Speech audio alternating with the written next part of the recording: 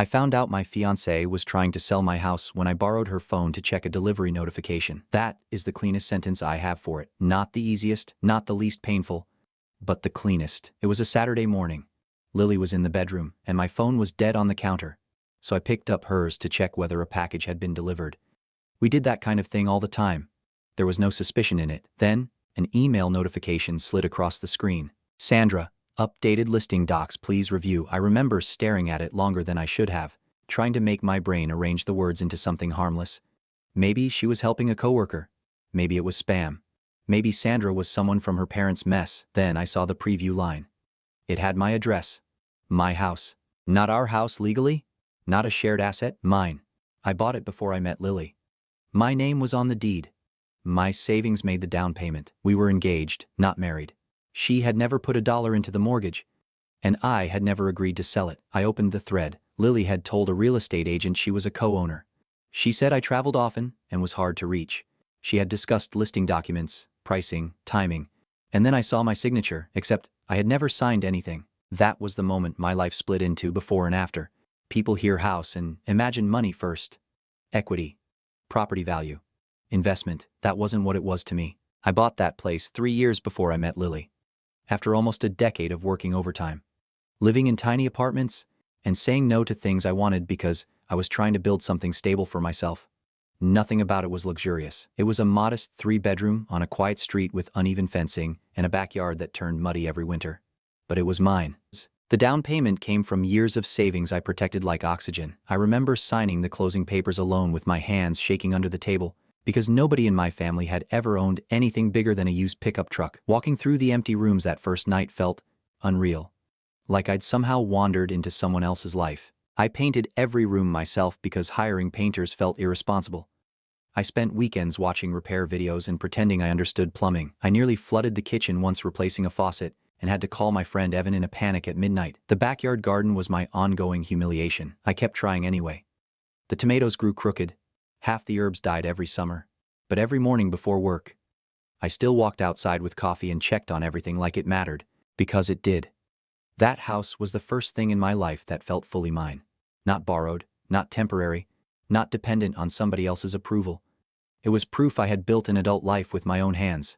When Lily moved into my world, I wanted the house to become a shared emotional space. I wanted it to feel safe for her too. We picked new curtains together. She teased me about the dying rosemary plant near the porch. Sometimes she danced barefoot in the kitchen while I cooked dinner. And there were nights I'd look around and think, this is it. This is what stability is supposed to feel like, which is why what she did cut so deep. She wasn't just trying to sell property. She was trying to take the one thing I had spent years building brick by brick, the first place that ever made me feel secure inside my own life. When I first met Lily, she didn't seem manipulative or reckless or unstable. She seemed tired, not physically, emotionally, like someone who had been carrying invisible weight for so long, she no longer noticed the strain of it. We met at a work event, and what I remember most is how carefully she listened. Most people wait for their turn to speak. Lily actually paid attention. She remembered details, followed threads, asked thoughtful questions instead of performing interest. I fell for her fast because being around her felt calm in a way I wasn't used to. She was warm without being loud, smart without making people feel stupid. She noticed small things when I was stressed, when I skipped meals, when I was pretending I was fine. There was depth to her, a kind of sadness too. Though, at the time I mistook it for maturity. Looking back now, the signs were there from the beginning. Her mother could call at any hour, and Lily would answer immediately. Didn't matter if we were at dinner or watching a movie or halfway through a conversation. Her entire body changed when that phone lit up. Tense shoulders, tight jaw, instant alertness. After those calls, she'd go quiet for a while. Sometimes withdrawn. Sometimes strangely guilty, like she'd done something wrong without knowing what. I used to ask if everything was okay. Just family stuff, she'd say. Always that phrase. She rarely talked in specifics about her parents, but I started noticing patterns. Every conversation sounded heavy. There was always some new pressure sitting on her chest, money problems, stress, emergencies, obligations, and Lily carried all of it like responsibility instead of circumstance.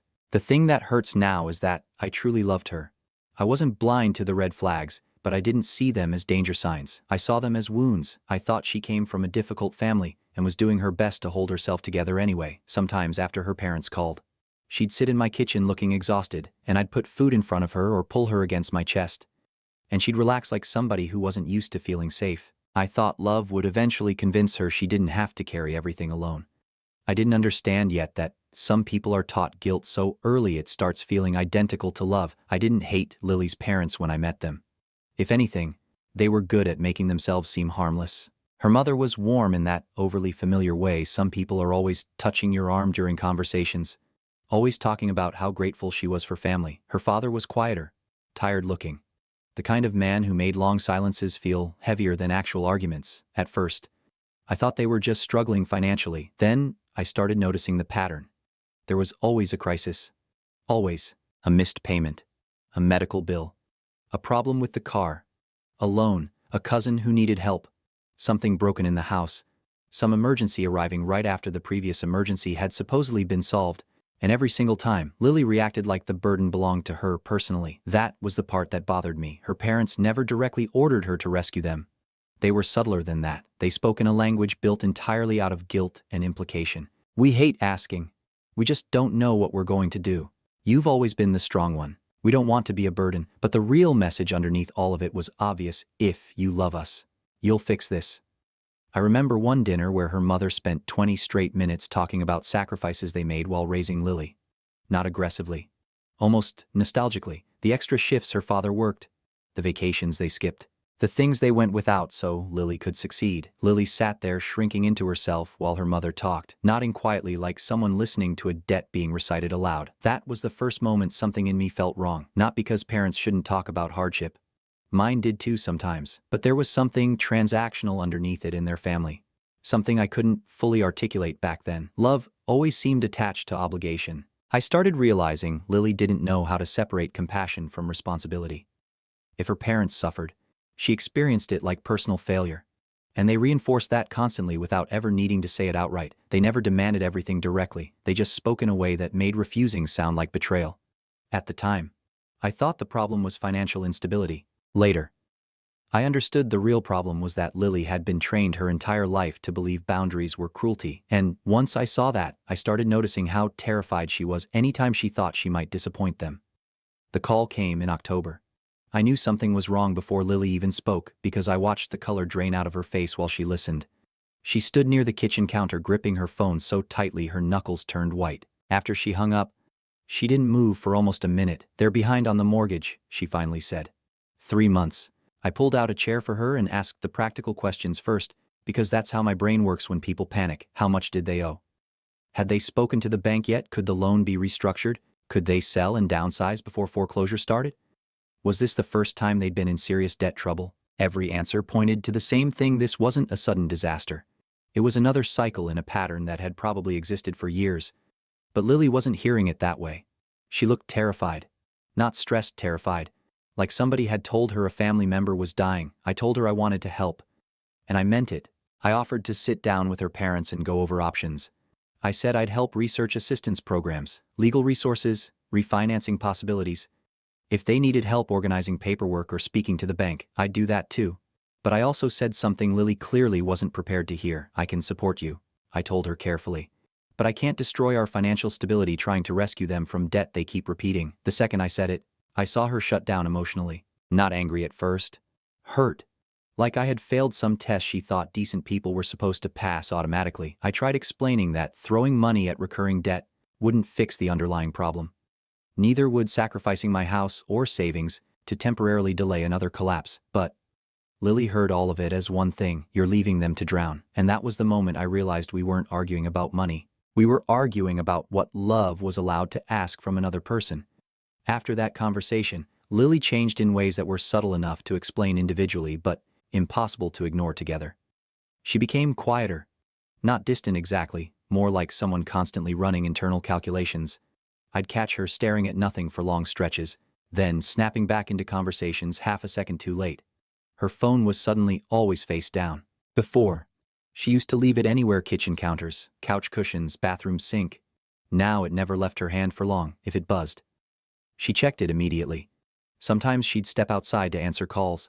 Even when it was cold, I remember asking once, lightly, "Everything okay?" And she smiled too fast. Yeah, just dealing with family stuff. Again with that phrase. She stopped talking about her parents almost completely after that. Which honestly made me think things were improving. I assumed she was embarrassed by how overwhelmed she'd gotten and didn't want to keep dragging the stress into our relationship. There were nights she barely slept. I'd wake up at 2 in the morning and find her sitting at the edge of the bed, staring into the dark. Sometimes she became intensely affectionate out of nowhere, making dinner for me before I got home, hugging me for long stretches, watching me with this strange sadness in her eyes. Other times she felt emotionally miles away. I didn't know how to read it. Part of me wondered if she resented me for refusing to financially rescue her parents. Another part thought she might simply be grieving what was happening to them. What never crossed my mind was criminal behavior. That sounds naive now, but it's true. I trusted her. Not blindly. I saw the tension, the secrecy, the anxiety.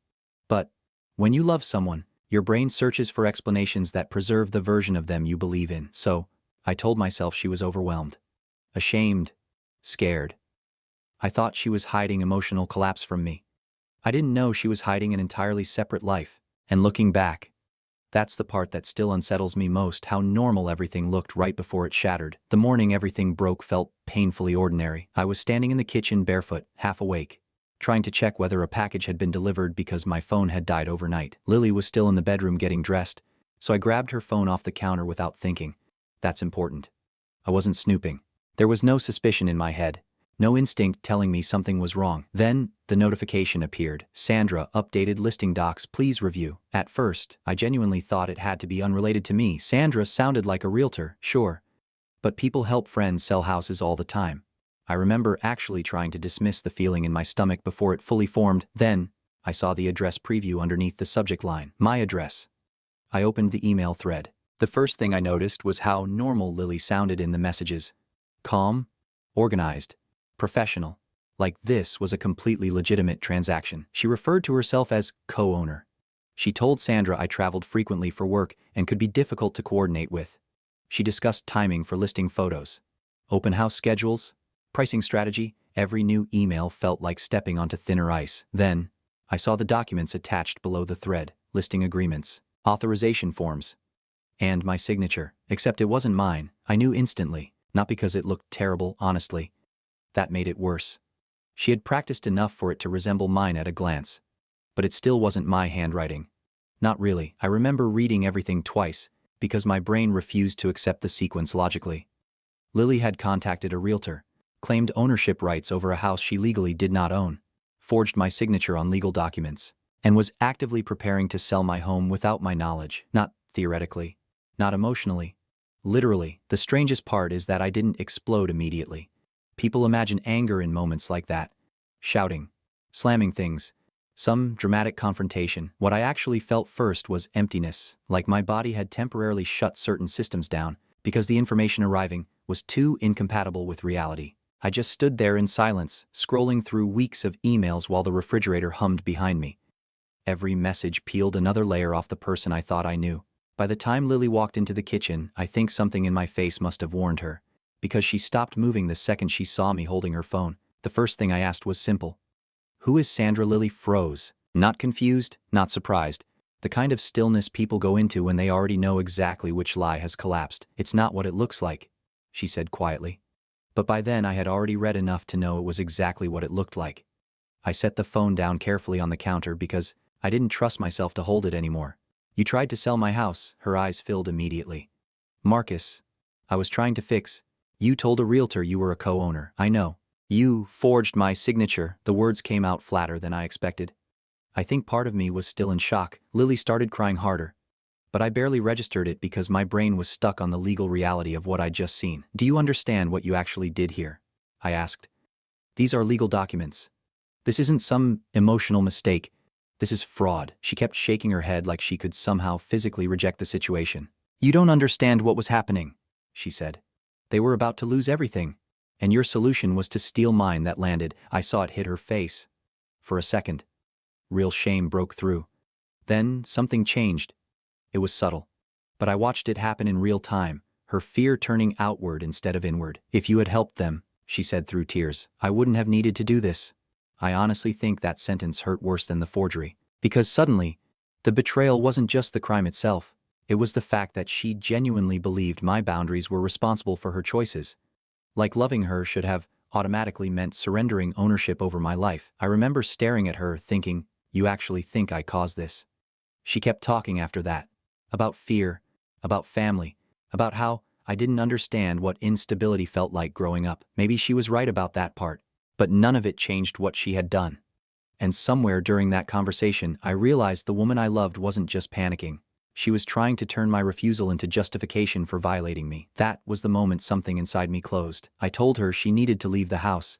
She cried harder when I said it, but I didn't take it back. I thought asking Lily to leave would create distance long enough for both of us to calm down. Instead, everything escalated almost immediately. The first sign was Facebook. A few hours after she left, mutual friends started messaging me strange, careful questions. Hey, is everything okay between you two? Did something happen then? I saw Lily's post. She never mentioned my name directly, but she didn't have to. It was vague enough to sound believable and emotional enough to spread fast comments about betrayal, about discovering who people really are, about family not being supported during crisis. People filled in the blanks themselves. Suddenly I was the cold fiancé who abandoned his partner while her family suffered. What nobody knew was that I was sitting alone in my kitchen, trying to process the fact that the woman I planned to marry had forged my signature to sell my home. A week later, things crossed from emotional chaos into something that genuinely scared me. I came home from work and found Lily inside the house. She still had her key. At first, she claimed she was just picking up belongings, but she was sitting at the kitchen table drinking coffee like she still lived there. Like nothing had fundamentally changed. I remember standing there realizing I no longer felt fully safe inside my own home. That was the night I changed the locks. And honestly, changing them made me feel sick, not angry sick, because that's something you do to protect yourself from strangers, not from someone you once imagined marrying. After that, I stopped trying to handle things privately. I contacted a lawyer. I called Sandra directly and confirmed everything. The listing discussions, the forged documents, the timeline. Then I saved every email thread, every text, every voicemail. Eventually I filed a police report. That part still hurts to admit, not because it was wrong, it wasn't, but because calling the police on someone you loved feels like watching a relationship die in an irreversible way. Then came the pregnancy lie. Lily told my mother and a couple mutual friends she was pregnant. For about 12 hours, my entire world tilted again before the story unraveled. By then I understood something clearly. This was no longer about saving her parents. It was about protecting myself from someone willing to weaponize guilt, love, and chaos to get control back. The legal side ended quietly compared to the emotional side. Lily received probation, fines, and a civil settlement related to the forged documents. My lawyer asked whether I wanted to pursue harsher penalties, and honestly, for a while, I considered it. Not out of revenge, out of anger, out of humiliation, out of the ugly realization that someone I trusted deeply had looked at the life I built and decided it was acceptable collateral for her family's problems. But eventually I stopped. Not because what she did was small. It wasn't. I stopped because I didn't want the rest of my life organized around damage she caused. That took me a long time to understand. For months afterward, I kept replaying everything in my head, trying to locate the exact moment the relationship became unsalvageable. The phone call from her parents, the first email to Sandra, the forged signature, the kitchen conversation. But the truth is, relationships usually break long before the final explosion. You just don't recognize the fracture until the structure collapses. I still don't think Lily was evil. That would honestly make this easier. I think she was someone raised inside a system where guilt and love became so tangled together that she eventually stopped knowing the difference. Her parents taught her survival through obligation, fear through loyalty, sacrifice without limits. I can understand that now. But understanding someone's wounds and allowing those wounds to destroy your life are two different things. That became the lesson I walked away with. For most of my life, I thought love meant patience above everything else, endurance, forgiveness, staying through difficult things no matter how painful they became. Now, I think love without boundaries eventually turns into permission. And permission is dangerous when someone is desperate enough to convince themselves your life belongs to them. I don't hate Lily. Some part of me probably always will love the version of her that stood barefoot in my kitchen, laughing at my terrible garden, or fell asleep against my shoulder during movies. But loving someone doesn't mean handing them the keys to your survival. I loved her, but in the end, I had to choose the life I built before she convinced me love meant surrendering it.